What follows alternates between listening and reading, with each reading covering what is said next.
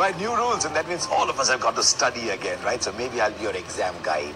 I'll tell you what's going to happen with a few changes. The first of those is DRS, and it's about the review, the appeal process. Today, if you appeal an umpire's decision and it goes against you on umpire's call, it means that you lose your review. And I always thought that was very harsh. So that's gone now. You retain your review, even if the decision goes against you, but it's an umpire's call. That means it was hitting the stumps, but not hitting the stumps enough. So that's a good sign. And that means, therefore, that post 80 overs, you don't get 2 reviews again because you're now rewarding good reviews. So that's something that I like very much. The other one that should have happened long ago is once you've grounded your bat, it means you've made your ground. It means you've now completed the run. But thereafter, if your bat goes up in the air and you're stumped, today you could be given out, run out, or stumped. The new rule says once you've grounded your bat in, you're safe, and I think that's absolutely valid. That's a really good rule. There's a couple of rules about catches as well. One is about the helmet. You can now get caught off your helmet because the helmet is such an integral part of your attire these days. Earlier it was felt that if it went off the helmet, then the catch became easier to take if someone else was taking it. So that's not a bad rule either.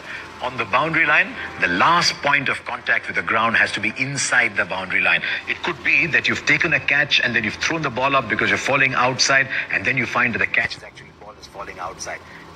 There's a fear that you could jump in the air, catch it, and come back inside. That will not be allowed now. So the last point of contact with the ground has to be inside the boundary, and I think that's a pretty good rule as well. So those two about the catches. What about the size of the bat? That is welcome too.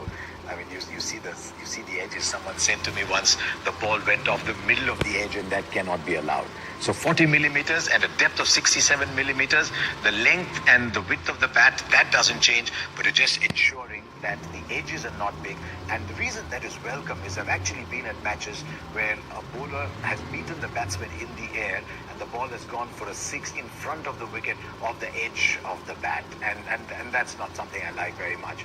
So the edge of the bat is now going to be regulated, and now umpires can send off players.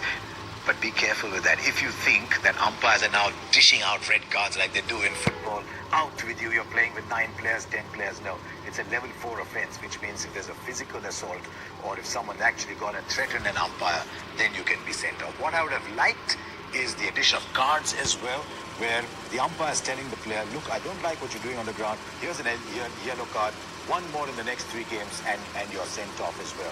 We haven't gone that far. Level 1, 2, and 3 offenses will still be dealt with the same way, but level 4 offenses, gone, out.